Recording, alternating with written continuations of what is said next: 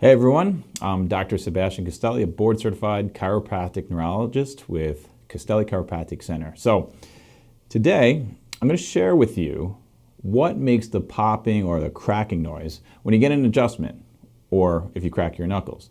And literally yesterday I had a patient ask me this, so it's a very common question, so I'm happy to explain this. So inside every joint there's synovial fluid and gases. Okay, so the fluid lubricates the joints and provides the nutrients they need. It also contains gases like oxygen and nitrogen. When a joint is adjusted by a chiropractor, or if you crack it yourself, that joint is stretched beyond the synovial fluid limit and gases are released. This is what makes that popping noise.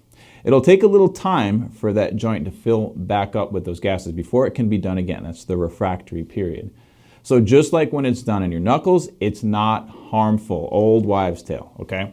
There's no breaking, no damage done to the joints when the popping happens. Some people are concerned about it. They may think the popping noise is a bad thing, or they may have some hesitations about it. I understand, but there's no harm to that joint.